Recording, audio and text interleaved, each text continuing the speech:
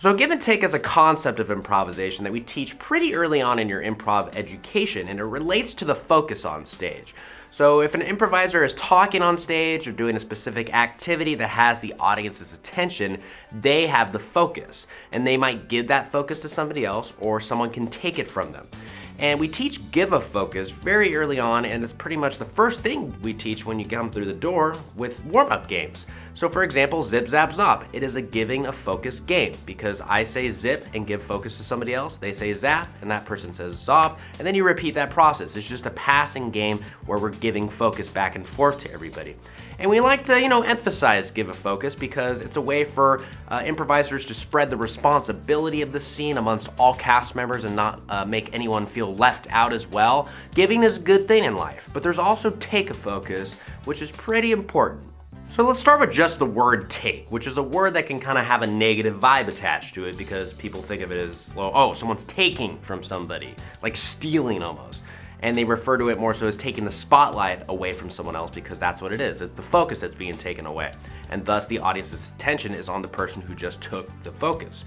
But in improv, taking focus is something that can be used very effectively, and it's not something that is negative. It is something that's positive because it's taking the responsibility of the scene and sharing it amongst all improvisers' shoulders. So, for example, in musical improv is a form of improv where performers improvise musicals on stage, improvise songs on stage, and in a musical improv they teach you take and take, which means that there's no giving focus in a musical improv because on stage, if you're singing a song, and then suddenly you just give it to somebody else, give the focus to somebody else, they may not be ready, or there's just gonna be that slight moment when there's an obvious give of focus to somebody else and the audience sees it and someone might be thrown off because they're not ready. They'll jump in obviously, but with take a focus, we can eliminate that. We can eliminate that moment when there's kind of an obvious giving of focus to somebody and just use take as a way to just totally eliminate any moment that the audience can see,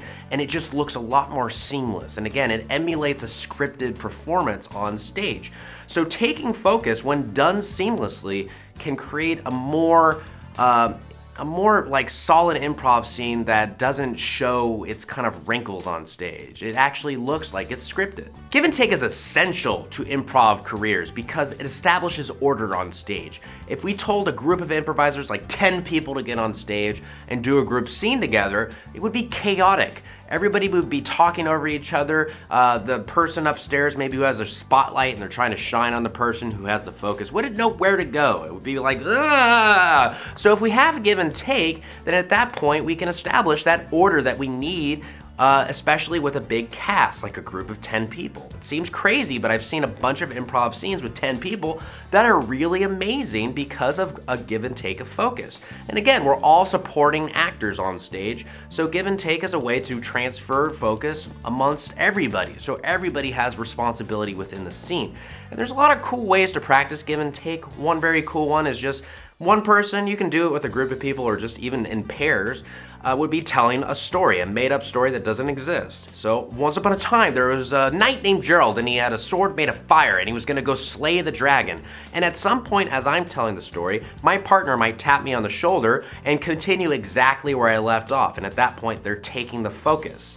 And of course you can do give a focus in this, but I say practice taking because again, take is one of those things that improvisers need to learn as a way to show that transfer of focus amongst scene can be done not just politely by going, oh, here you go, as opposed to just like, boom. It's just like a quick moment of just like, boom, to continue the scene exactly where they left off without that, slight pause and transfer of power that the audience can see.